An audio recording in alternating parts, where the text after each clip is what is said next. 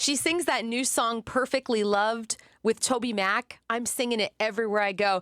And she's about to have a baby, like maybe even any minute. Rachael Lampa, welcome to Spirit 105.3. Oh, my gosh. How close are you, girlfriend? I mean, we're so thankful that you're making time for us. Oh, my gosh. I'm 3 days from, and actually, I go in 2 nights. How do you feel? It's weird. I'm like in this like la-la state, you know, where I'm like, I definitely like feel physically like I just am like done. But my head is like, woo! That's so awesome. Are you in the nesting phase yet? Has that already happened? Oh my gosh. I am nesting like never before. Like I literally am just driving around my city and just going into stores and picking out little silly things and just totally, I'm literally in a parking lot of a mall right now.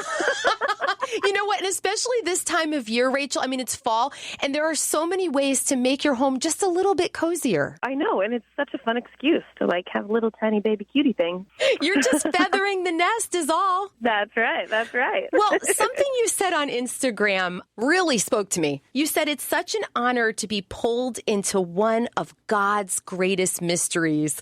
Will you unpack that? Isn't it just such a mystery? Like, we're just living our lives, walking around this world, and we're just constantly walking in and out of God's mysteries, but we don't realize it. Like, we don't stop and think about how this whole thing, I mean, I'm sitting, like I said, in the mall. Like, I'm looking at all these trees, and I'm like, how are all these trees changing colors like this, and how do they know, and how intentional was God's beauty? These colors are just insane. They're just amazing. And so it starts to get so mundane to just having babies, having families, our lives all changing, whatever part of life we're in, and just remembering that, like, God's just involving us in these beautiful mysteries and these beautiful unknowns. And it can be scary to be in the unknown and to be in all these questions and all of that, but to think of it like God is just involving us in his awesome, mysterious design. It helps give me peace, but it also makes me really excited, and it makes me feel like I'm part of this thing, and that he loves me like that. Yes, as you said, we get to collab with the creator of the universe. Come on now.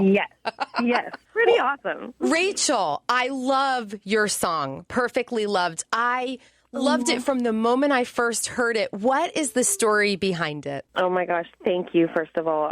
I'm still just like in total awe that people are hearing my music again. It's just, I don't know, this time around it just feels so, again, like one of the cool mysteries of God. So this song started, I had a career when I was younger, when I was a teenager, put out a lot of music, and took a really big break from all of that and got burnt out. Needed to recalibrate the voices in my head and find which one was God's. And through that time, I started working with my family's nonprofit. Me and my siblings run this nonprofit called People Loving Nashville out here in Nashville, and we work with people that are unhoused. We work with people that are incarcerated. Wow. Just people that are just kind of in the middle of it, you know? Yeah. And ended up spending a lot of time with some of the most creative, resilient, beautiful people that I could ever meet in my lifetime. And a lot of those stories came from working with women that are incarcerated. And so while I was visiting them in jail, I heard their stories. I shared my story. We realized how similar we really are. And that one thing that we all had in common was that we had forgotten how good God's love is, you know? And we had not fully realized that he is that good, that his love is that perfect, that his love is that unfailing, that even when we weren't looking, even when we were trying to hide, he still had his eye on us. He still lives inside of us deeply. And it's such a beautiful reminder just how we can always access that love, that he's never left us. And always.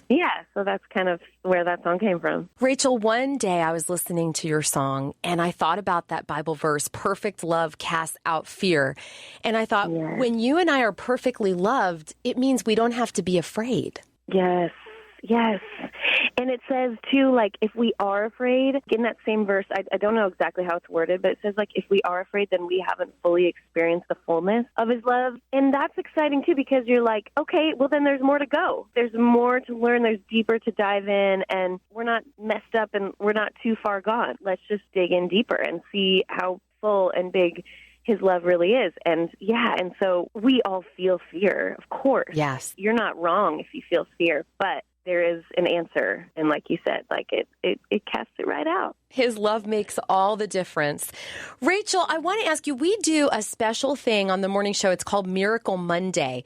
And we always like to ask our guests, do you have a miracle story that you like to share? Something that God has done in your life? Oh, my gosh. Well, the cool thing about that is that our nonprofit is a Monday night event. We do it every single Monday night. We have for 14 years straight, literally never missed a Monday. Like tornadoes, Christmas Day, anything that's happened, we've never missed a Monday. And that's not any credit to us. It's a credit to God, obviously, who is running this whole thing, but it's also to the volunteers. People just show up no matter what, which I think is pretty crazy. Epic. And probably a miracle in itself. Right. Just that God has assembled his people and that he can do anything through us. Miracle Monday. Okay, I mean, I've seen a lot of miracles, I guess. You know, the miracles that I like are the little ones sometimes, like the ones that are subtle, and I'll be vulnerable because I'm having a baby in 2 days. Yes. Is this baby making it this long and making it to this point of we're doing like a medical induction. So, you know, we've been keeping an eye on him and he's stayed healthy and stayed ready. And so I think in my most present moment right now, I would say just being able to get to this point of my pregnancy is a miracle. I'm so glad. And you said, are you having a boy? I am. Yeah. Yep. I've got a 6-year-old boy, going to have another little boy. So pumped. 2 little brothers. I'm so excited for you. It's an exciting time in your life right now. When I saw your name on the screen here in the studio, I was like, oh, I mean, I was just jumping for joy, and I'm so happy for you. I mean, it sounds like God has been clearly working in your life. So first, was it a dry period in between? And what would you say to somebody who feels like they're in the middle of 2 miracles from God or 2 big things from God? Yeah, that's so good.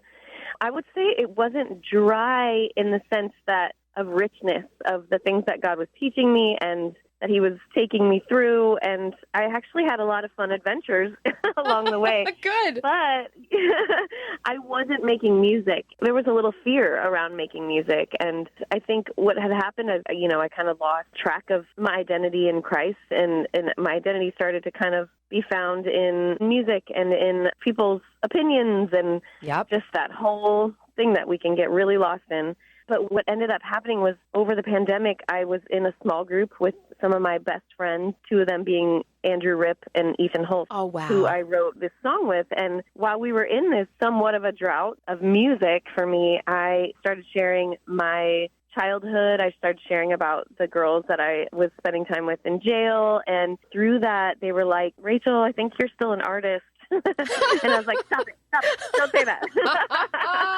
And they're like, I think you have a song to write. And I was like, oh man, and you know, of course they happen to be like the best songwriters ever. So I'm like, fine, if you do this with me, if I do this in the safety of people who love me, no matter whether this is going to be a terrible song or if I sound terrible, or if I embarrass myself, like I need to be reminded of what it feels like to be loved unconditionally. And that was through this small group of friends. And through that, that's kind of how songs came about again for me. So yeah, at times, there were times where it felt like a dry season. It felt like, what am I doing?